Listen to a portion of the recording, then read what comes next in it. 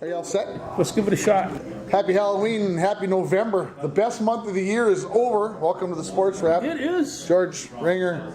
October, it's the best month out of the year. It's over. It's November 1st. I can't believe it. Yes. But here we are. That means that the football season is over 2 months old. And there's only Where'd it go? And there's only half left. Yeah. That is. And I'm like, I feel a little sad. What am I going to do with my Saturdays? But I can't. I don't feel like we wasted our Saturdays. We haven't been taking care of business because we didn't get to go to California, and we had Georgia, Alabama, and we had blah blah this game and blah blah that game, and so the Vikings started 5-0. So we've had lots of good stuff going on, and yeah. So where are we starting this week? You can start anywhere you want. Well, I know you were just telling me that the Gophers play at 11 o'clock tomorrow morning, and I'm like, okay, what channel are they on? Not that it matters. No, they're FS1. Oh, that's right, they're on FS1. I didn't see FS1, that. Now that you say that. and when I take a look at, here's kind of the great games tomorrow. The great games tomorrow. The great games tomorrow, and we're going to start off with, right off the bat, Penn State and Ohio State. That's also at 11 a.m. It starts at 11 o'clock in the morning. The only reason why I know that is because I was watching a little bit of the World Series this week, and they were commercializing that bad boy. Yeah, and it's and they're going to and they're at Penn State, and they'll be white-outed and whatever outed. Coach Franklin was on TV this morning, and he was having a pretty good time. And he just says, "They says, what do you say to pump up your boys?" He says, "If I have to say anything to pump up my boys when they run into a stadium with 110,000 people, then I haven't got my job. They're in the wrong. They're in the wrong business. And it's just like, and that those kids, they come roaring out of there like they can go through cement walls." Okay, so apparently you've done some homework on this topic. So what are the professionals saying about who's got the advantage where and thus and therefores and all the other stuff? Well, this is what, 3 versus 4? This is, yeah. 3 versus 4. And so there's a couple of things here. Number one, the Nittany Lions have wanted this game all year. You realize they have lost the last 7 in a row. Well, no, I would not have guessed that. And they're coming back into Happy Valley, and they're going to go see what they can do in there. And it's, this is the last time the Lions beat the Buckeyes, they won the Big Ten. And there's a wild card in this game, and that's the health of Penn State quarterback Drew Aller. He's a little busted up, and so I'm not quite sure. What is it that's busted up on him? I think there's a knee. A knee, okay. Yeah, and so we'll see what happens with that. But I think it's going to be a really good game, and if my needs weren't taken elsewhere, I'd be watching it. Can I watch a hockey game live and a football game at the same time? Maybe you can. Say I'm yes. not sure I can work that out, but maybe you can. Do you believe hockey season starts tomorrow for a 9-year-old? A 9-year-old has a hockey game tomorrow. Well, right now everybody's saying that in college level, Gophers are pretty good team. Gopher men's hockey team is. I said this about them last year when I watched them play UMD. Yeah. And the same can be said this year. Not only can they skate, but they are ginormous and can skate. That is the difference. When I watched them play UMD 2 weeks ago today, the speed level, I would say, was close, but the size level between the UMD players and the Minnesota players was off the charts. Crazy difference. And they say speed kills, but size can kill too. And that's the whole thing. You sit there and watch, especially if you got both. Watch these skaters. It's really kind of. So who are you taking, Penn State or Ohio State? We got to make a choice. Well, they have the numbers right down here. Ohio State 24-17. I'm going to turn that one around. Penn State wins it I think Penn State, at home. I think they're in there. They're going to be coming at you real hard.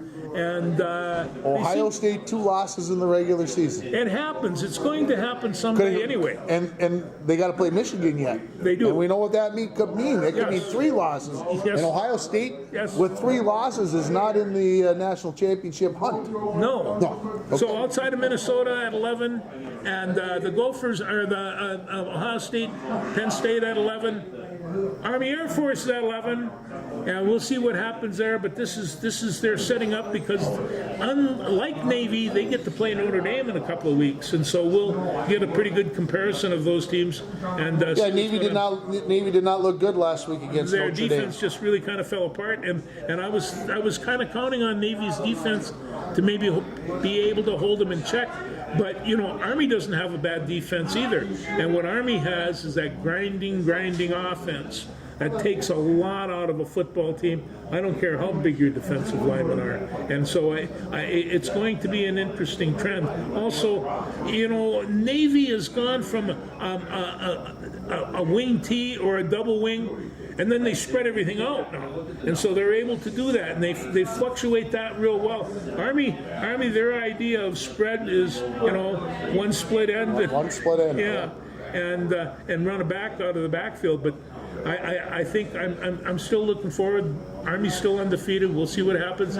I think they're going to beat Air Force. It's at West Point, so we'll see where it goes from there. I don't mean to. We got a lot of time to talk about Army. Then we have 2:30, Oregon and Michigan, and it's one of those things where the Ducks just beat Illinois. What was it? 38-9, and Illinois, we thought they were number 23 or 24, and they got chopped up pretty good. But here's the thing: which Michigan team shows up? Well, that's it, because Illinois beat Michigan 21-7, and so are you going to do comparative scores?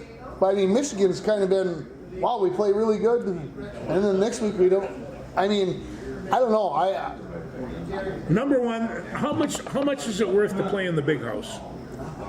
And so maybe that's worth a touchdown, maybe a field goal, maybe something. It might need to be more than that. It might have to be more than that. Yeah, I think Oregon is pretty good. So that one could be okay. Keep going. Okay, Wisconsin and Iowa. They're playing at 6:30 tomorrow night, and I mean. Nobody likes either one of those two teams. Well, I understand, but we can't have them both get beat. You got to pick. Can't they tie? No, well they could, but highly unlikely. Yeah, but you're mad. Right now, we've got 2 comparable teams, and I think right now, That's his geez, I even hate to do this, but I think Iowa. That's my pick. That's my pick. Iowa wins. Yeah, Iowa wins. And as Lee Corso would say, closer than the no. Anyway, real close. I agree. Indiana and Michigan State. Now, I'm telling you, Indiana is not done yet. They're number 13 in the nation, and they're talking about Curtis Rourke coming back. But they didn't have Curtis Rourke last time, and they scored 31 points against Washington. So they're not a one-trick pony. They are a good football team, and Michigan State's in trouble. Michigan State's in trouble. Yeah, there's. I don't hold much hope for the Spartans. You don't. I don't. Okay, then I got a real good question for you. Nebraska and UCLA. Well, I'm right from the hip. Nebraska wins by at least 14 points Okay, so right because now. Nebraska lost to Indiana by $1 billion 2 weeks ago, Yeah. and then beat who last week? Michigan. Yeah. Beat Michigan last week, right? Yeah. Yeah, Nebraska. So yeah, it's got to be Nebraska, and it's going to be at least 2 points. Sooner or later, they're going to. Where the heck is this game? Oh, it's at Nebraska too.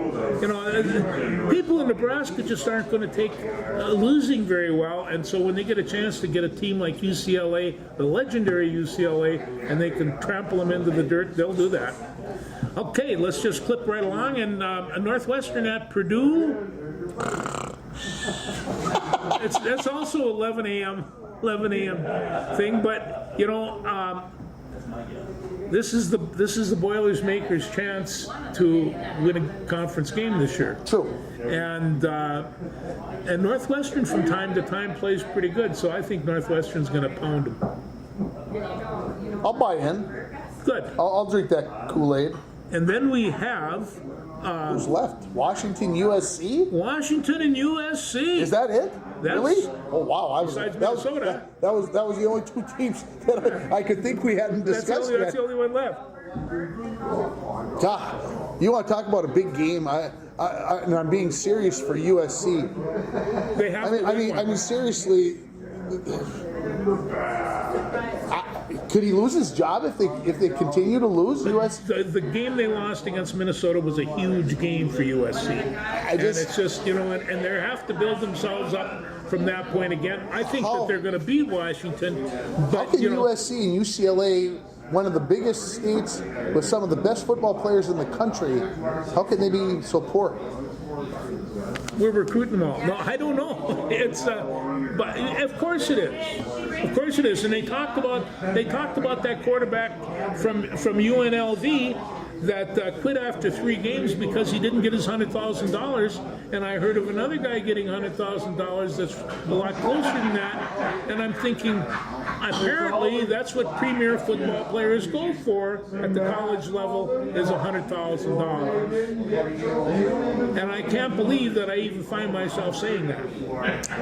We never thought we'd probably be saying that. No. So what they do every year is make every football player a free agent that you're going to have to negotiate a contract with.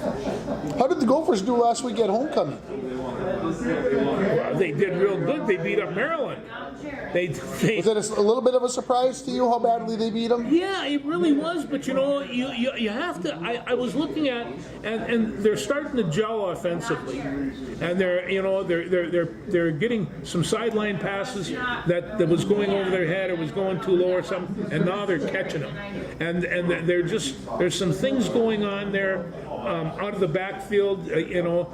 Marcus Majors and Darius Taylor, they can both catch the ball and they can both run real well. So if they can maintain that offensive line that's playing pretty well right now, I think the defense will play well. Is Brosmer getting it?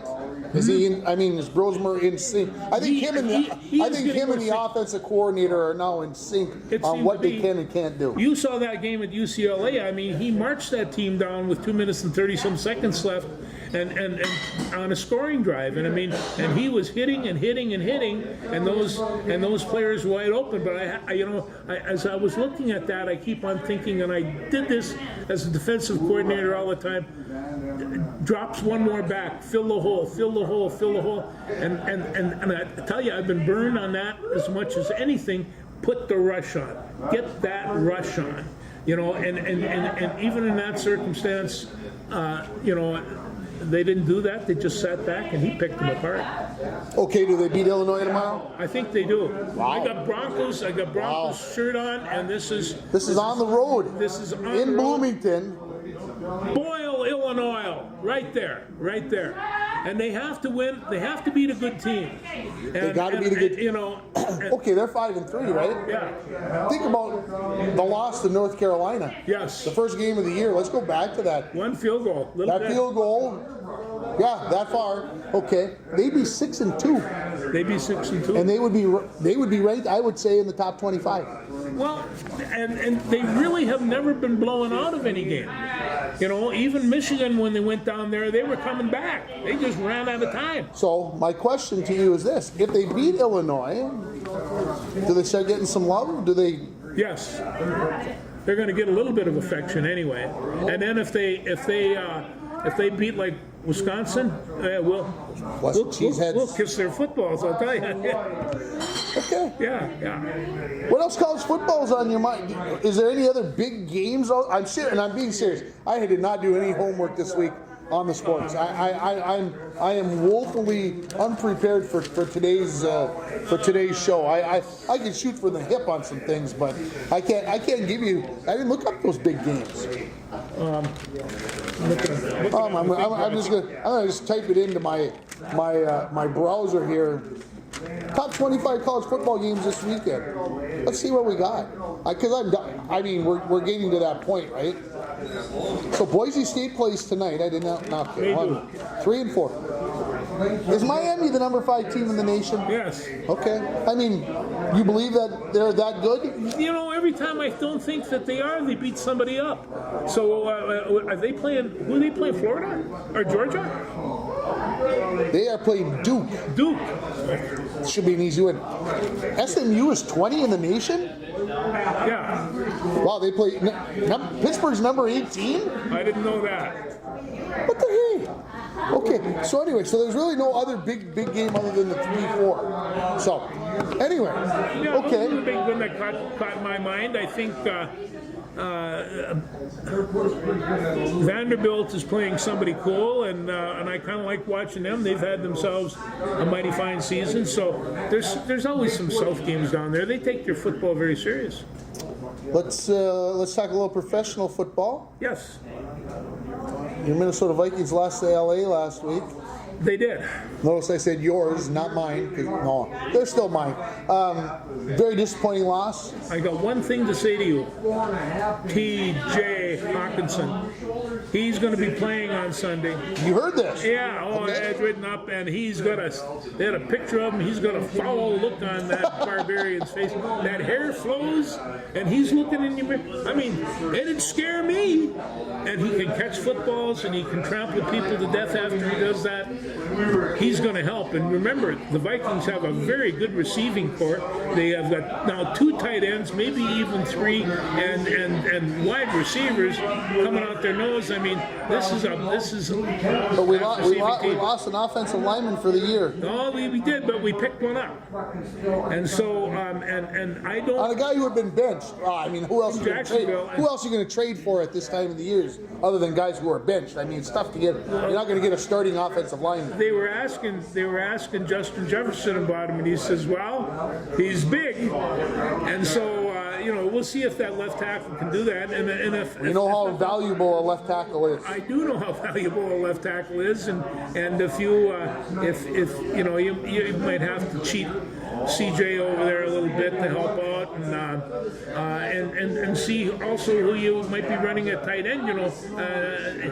You put that great big thing on there and a tight end to fold him in a little bit. He ain't going anywhere. Christian Darris, ACL done for the He's done for the season. and that's too bad. The last year and a half, he has turned into one real fine football player. And they treated him like a really fine football player financially as Yeah. well, and it's too bad. Yeah. He's getting $113 million, and now he's going to be standing on the sideline earning that money. Yes. So, what was the Vikings' problem last Thursday? Offense, defense, both? I think their major problem was Los Angeles. They played a pretty good game. I just got done talking about Michigan. And I think I might even said on last week's show, which LA Rams team is going to show up? The one that can beat anybody, or the one who can't beat a... Yeah. And Stafford, I mean, he had a great game, and there was, if I wasn't involved with the Twins, I'd have thought, oh, what a fun game to watch. As it turned out, it wasn't that much fun to watch. It wasn't as much fun as the Commanders and the Bears. You like that game? Well, the end. Anytime you have a deflective Hail Marys with no time left, yeah, it's pretty good. It must have been Monday night. I was watching the pregame show. I don't know, Sports Center, something on Monday. Yeah. The week just escapes me. But anyway, they had 6 seconds left, and they ran like a 13-yard out, and the guy got out of bounds with 2 seconds left. That was the difference in the ball game. That was the difference in the ball And game. they show the Chicago defensive back running up and down the sideline trying to get the crowd. And he's not even watching the play go. So there won't be any more of that, I don't think, for the Chicago Bears. It's amazing to me that after 55 years, 75 years, I don't mean to throw you under the bus. How can we still be seeing plays like this? I don't know, and you could see it happening. It was almost in slow motion because you saw the tip, and all of a sudden, here's this guy standing out there all by his lonesome. snarf it in for 6. I just, It was, it shouldn't happen. well, it shouldn't, but if it's going to happen, I guess the home crowd enjoyed it. I did enjoy the analysis of the person who was talking about this. They talked about the height of the pass. That in order for this play to work the way you want it to, you want it almost to be like a punt. You want that ball way, way, way, way up in the air so that when it comes down, it's hard to judge. And you get those kind of things. If it's coming flatter, Well, it's especially easier, when it's you got easier to people knock all down. around you doing the same thing. So it was interesting analysis on the whole situation, and I couldn't have been happier. I've never been a bigger Washington Commanders fan, other than when that pass went in the air, because the Bears needed to lose. Well, they did, and I had no problem with them losing either. But I thought the Bears came back. They came back with a second-team quarterback, and they were in that game. And it was an exciting NFL game. There's no two ways about stuff. it. Good Yeah, stuff. good stuff. What else, football-wise, is on I'm your mind? looking over here. The 3 o'clock may be right. Vikes played another crazy time. They do. They play Sunday night. Yes. That was one of the conversations I was listening to on the radio yesterday, was that the Vikings can't seem to play at a normal, like noon time. We're used to playing at noon. We've out of 7 games, we played 2 at noon, I think. Yeah. So they get the Indianapolis Colts on Sunday Night Football. Yes. I'll be watching it. And Indianapolis is going through their quarterback controversy. They are. Flago's back in business. If I was a defensive lineman, I'd be going, well, I should be able to get to Joe. I should be able to run him down. No, Flago, I'm telling you, he is an underestimated quarterback. He has at times been a great quarterback. So, and That don't make it necessarily easier. No. I think I'm just hoping that we'd be able to Yeah. put a little moxie on him. yeah, a little bit. Okay. Anything else professionally that other than the Detroit Lions continue to score at a hellacious pace? I want to talk about a right fielder going up to catching a ball and gets snagged by 2 fans, one of which is trying to steal the ball out of your glove. You've ever seen anything like that in your 55 years? I haven't. Well, the other one, I didn't see it live, but I watched it on replay. yeah. I was stunned at the actions of the 2 gentlemen. I understand trying to get the ball to a certain extent, trying to pull Mookie Betts' glove completely off his hand, threw me for a loop. And then for the 2 jokers to sit there and basically say, well, because the ball was over the fence, that they had just as much right to that ball as Mookie Betts. Well, he took that to court, and the one guy got tossed out of Yankee Stadium for life. And so, I know they wouldn't let him come back for any more games during the World Series. they're dumping his. Huh? You got to go become a Mets fan now, and which is probably the ultimate thing. But anyway, the Dodgers came in. Somebody was talking, and they said this is one of the most dullest World Series around. Why is it dull, man? They were hitting home runs. They were playing good. There was pitching. There was all kinds of things. Because it just enunciates the fact that we have the haves and the have-nots. Was anybody surprised that the Yankees and the Dodgers were playing in the World Series? I certainly wasn't. I'll say it this way. I'll take a different track on that. We shouldn't be surprised that they were there. We should be surprised that they're not there every year. Well, yeah, but I mean, but they're all in the playoffs every year. They haven't missed the playoffs since Christopher Columbus, and so yeah, and the Dodgers have not performed well in the playoffs, and neither have the Yankees, obviously. I was surprised that the Dodgers and the Yankees haven't played each other in the World Series since 1981. That was I think we surprising. talked about that last week. Yeah. That was a little bit surprising. No, I mean, yeah, I agree with you. Well, right now, but television ratings were way above where they were last year. But they were talking about the TV resource money for the season, and the Yankees got $334 million. Not too shabby. No wonder they want to stay on TV. They're making a pretty good deal on that. And so it's Yeah, considering complicated. what the Twins are getting. Yeah. Yeah.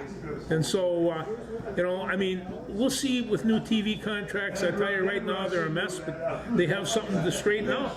So much for the World Series, but I did enjoy it, and I watched all 5 games. Were you surprised that it got over in 5 games? Were you surprised that the Dodgers? I was surprised that the Dodgers hit the first 2, and I thought that it would probably go 6, even as they watched a 5-0 lead fold. Yeah. And that's just when you see leads like that fold in a World Series thing, you just think, well, that's just poor play. At least part of it, just poor play. And Garrett Cole, he was pitching and chucking and jiving and doing all kinds of great things, and all of a sudden, I assume that Freddie Freeman was the MVP. he was the MVP. And boy, does that young man have a good time. Let me tell you, and he did. Well, yeah, he's a pretty good ball player, and for somebody who was injured, he sure Yeah. played like he was healthy. Yeah, he was fun to watch. He was booming them. What did they say? He's hit a home run now in 6 straight World Series games. I think was the stat I heard or saw somewhere along the way. That's not too bad. To hit 6 home runs in 6 games Yeah. is pretty incredible, but to do it in 6 World Series games. Speaking of which, just Twins notes. Twins Alex notes. Karloff is retired. Did 26 years old. Did that surprise you? He's had an awful lot of injuries. When he was healthy, he played very well, but he was constantly. So the last 4 years, he's been injured 6 times, and he doesn't really want to go through that anymore. And so, maybe he tucked enough away that he can just. Yeah, let's He hope could just go run. that he did. Good luck to him. I did see that on an X post yesterday that Yeah. that he had hung it up. Yeah. Surprised me a little bit, but best of luck to Alex. Give it to Ashton. T-Wolves. What about our T-Wolves? Well, they're going to be fine. I just let you know they're 2-2, but you just. Number one, I guess the one question I have is Mike Conley. He's got a busted up wrist and he's not playing well. But they drafted for this moment. They knew that somewhere along the line, and I love Conley's basketball play, but sometimes it's just start kinda to the way break it works. down. It does start to break down. But they play Denver at 8:30 tonight, and we'll see where they go. And then somebody says, the first benchmark of a team is the first 20 games. You can't do it on 4, even 5.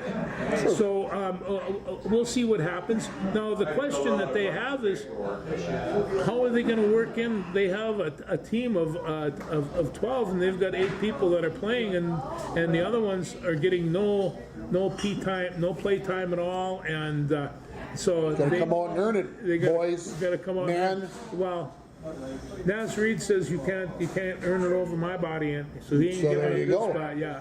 Here's my question or my concern. Okay, I've watched of the 4 games. I've probably watched 2 quarters, and I have watched our good friend Anthony Edwards play. And every time I watch him play, he is atrocious. That's the word I'm going to use.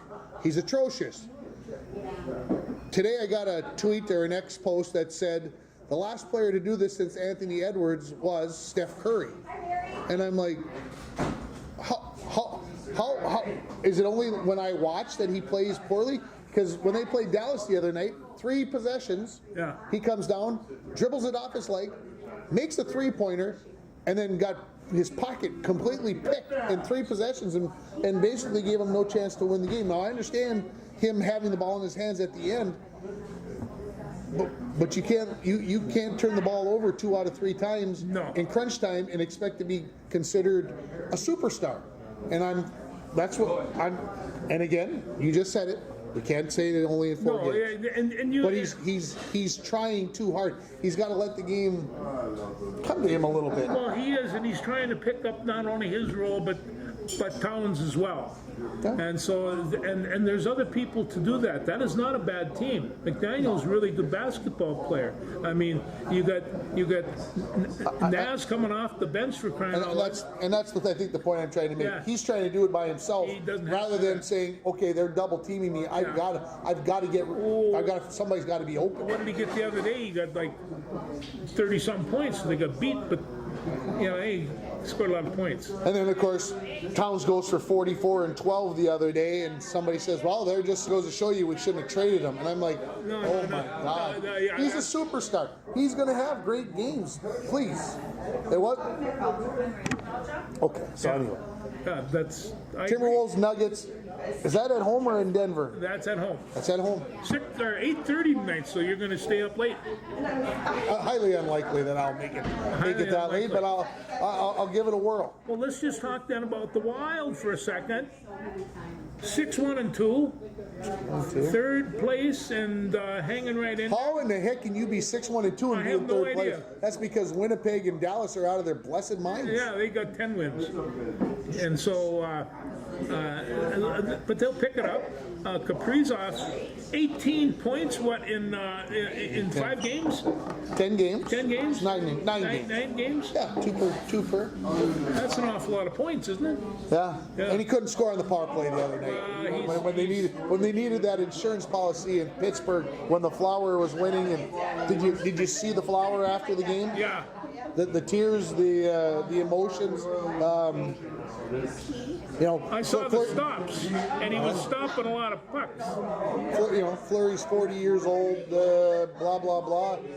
And then a guy like that who's been through 550 plus wins, Stanley Cup championships, et cetera, can take a regular season game in Pittsburgh, which I know means a lot because of what he did in Pittsburgh, and show you what it means to a man.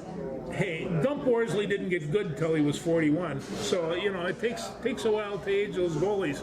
But the key of it is, and I think they're winning all these games in a large part because of goalie play. And this was something that they locked a little bit last year, and I don't even know if they still have 3 goalies on their team, but they seem like they do.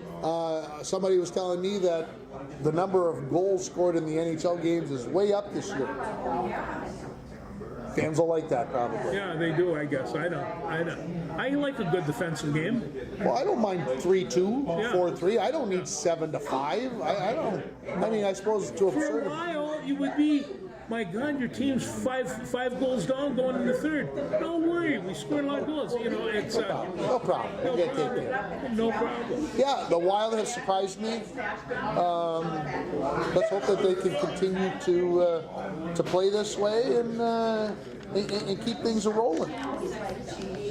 What else we got on Let there? me see, did I have, I thought I had some notes here of just incidentals.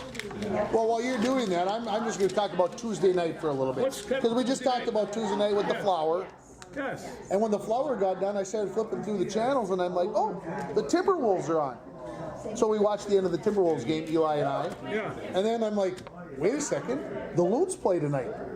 And they were out in Salt Lake City, and they, of course, made Eli and I stay up later than we wanted to on Tuesday night, but won in a shootout on the road.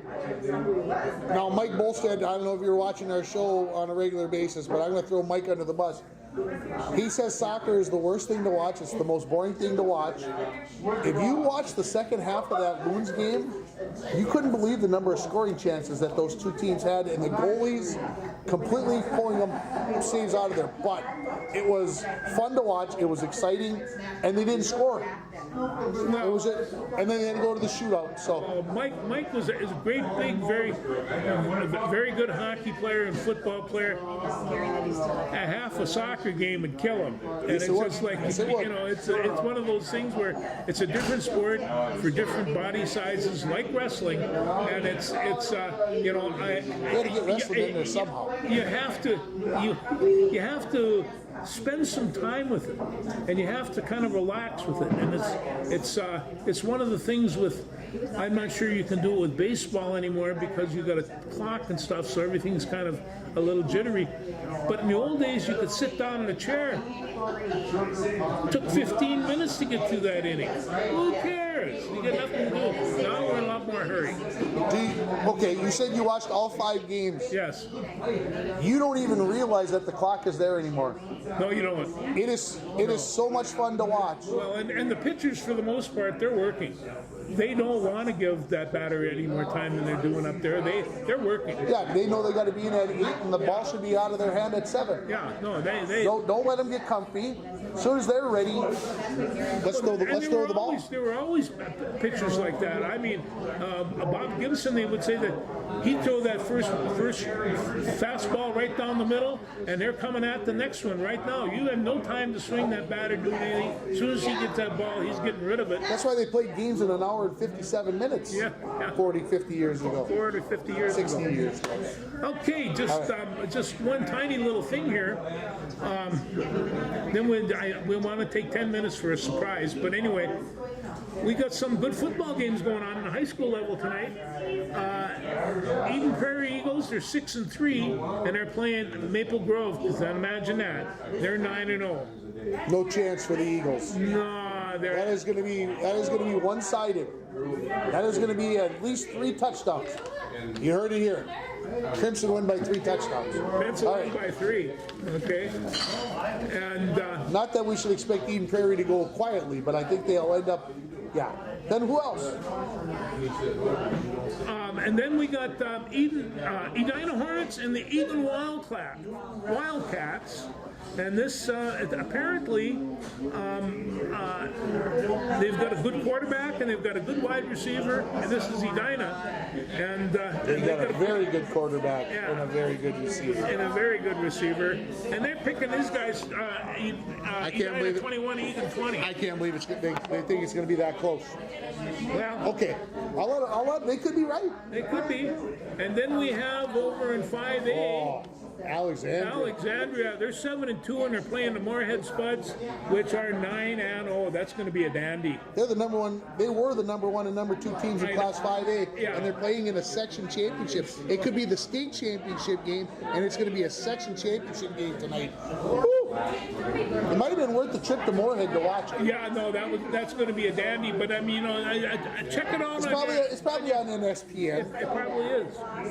And then on Section 7, we have the Andover Huskies and the Elk River Elks, and Andover is 7-2, and they've had a very good season. And Elk River, they've been pretty tough the last couple of years. Well, they got that tough running game. They do. Well, they're picking this to be kind of a slugfest. And Elk River 49, Andover 37. So that's going to. I would guess both teams would end up with over 40, but they could be right. Yeah. Andover 49, Elk River 48. That sounds better. Yeah. That sounds in overtime. So anyway, there's some good football going on now. With our section, Moose Lake, Willow River, they're going to play Rush City. No, they beat Mesabi East last night. They beat Mesabi East 24-14 only. Okay, how good is Mesabi East coming on at the end of the season? Well, we watched Mesabi East play the Falls. Yeah. The Falls beat them. They did. They held Moose Lake to 24. I was impressed. So Moose Lake plays who from here? We don't know yet because this year now they are going to seed. Yeah. Sections 1 through 4, sections 5 through 8, they will seed. Yeah. The coaches will get together and vote. Yeah. And then they'll figure out. So we do not know who Moose Lake plays yet. Okay. So I'm just gonna call a couple of guys over here for a second. Just as a matter of introduction, this guy's Randy Furman. I don't know. From Redmond. I'm not in control. Oregon. From Redmond, Oregon. Come and see Randy. And he's a track coach out there. there and a cross-country coach. And this is Dale Johnson, former Bronco, great shot putter, as you can tell. And he is also, at the ripe old age of 75, a track coach and hanging out with kids. Now, you guys, what's the matter with you? Can't you take a break? Remember Butch used to say, "Take her in, boys." Take her in. Take her in, boys. You don't take her in. What motivated you to do something like this? It just kind of gets in your blood, and if I wasn't coaching track meets, I'd be at the track meets. So, Yeah. I basically, it kind of fell into my lap, and I embraced it, and away I went. So. Well, you've been very successful out there. So you've had, Oregon. That's a big time track type thing. Was this team just sitting there waiting for you? There was some rebuilding that happened, but basically the program was kind of disheveled, and I did some organizational things. Being retired, I can put a lot of work into it, whereas when I was teaching, I couldn't. Just didn't have the time, but I had time to organize and get things going and talk to people. And my real happy point was when I was able to surround myself with very, very good people. It's one of those things where I had to question this, because one of the events in the track team is of course the javelin throw. And we did not have a javelin throw around here. And I says, "Hey, coach, how do you coach the javelin throw?" And so we were chuckling about that. But so that type of thing was kind of new. And you had a state champion to teach. I did, and but basically, Oregon is a hotbed for track and field. Yeah. And a lot of the professional people that live in town are former high school greats or college greats, and they come to me and want to volunteer coach. So I just happened to find a lady who had moved into town recently that was a 4-time All-American, 2-time national champion in the javelin. Well, see, we have a lot of those hanging around here too. And I happened to find a guy who was former All-American in the shot put and hammer throw, and now he's coaching our shot putters. So I've just surrounded myself with really talented people. I have a jumper, a high jumper, that he actually went to Redmond High School. He high jump, long jump. He was a 4-time All-American in high jump, long jump, and triple jump. And guess what? He wants to come back and volunteer coach. So I just give free rein to those people and tell them to come in and let them go. Kind of keep it organized. Well, that's good. That's good, because I've seen you jump. We don't want you It's jumping not no more. good. Yeah, We talk about white guys can't jump, right? Yeah, That'd be me. So your classmate over here, Dale Johnson, we're all, by the way, class of 67. And we didn't hang out in rowdy bars like this until we were 18. Anyway, Well, maybe 17. maybe. But Dale, you come back, you get elected to the school board and jump on a track bus. I mean, what motivated you to do that? Well, Randy, partly. There you are. Actually, and I got to actually started with coaching first. And there was an opening, and my wife says, "You should do that."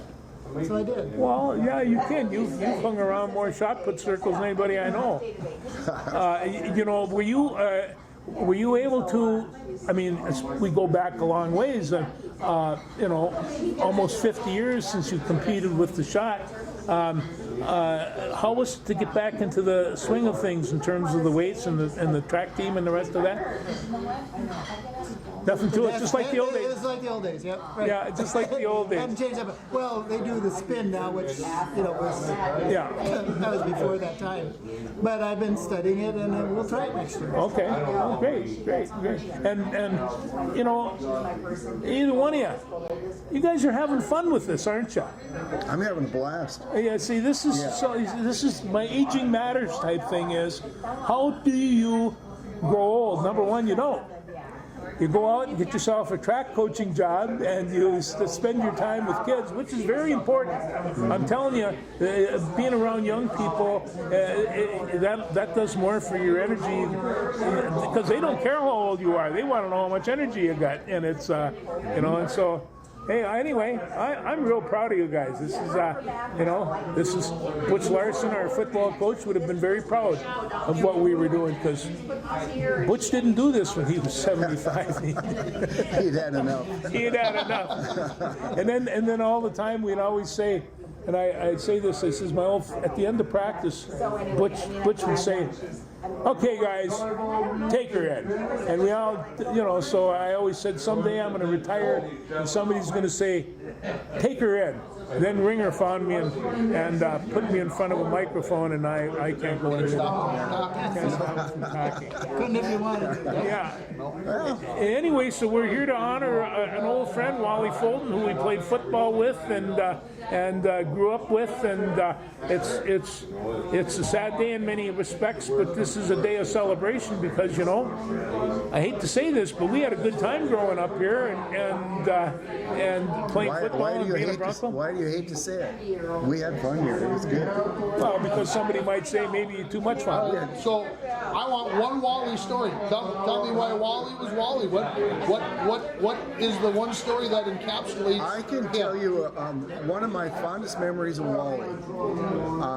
We were playing a football game, and Wally was, I think we were playing Greenway, and Wally had this guy who was a clone of him and they were just every game, every play where they were just beating on each other, pounding each other, and talking to each other, and then hitting and trying to move, and this went on the whole entire game. You could hear both of them just grunt, groan, move.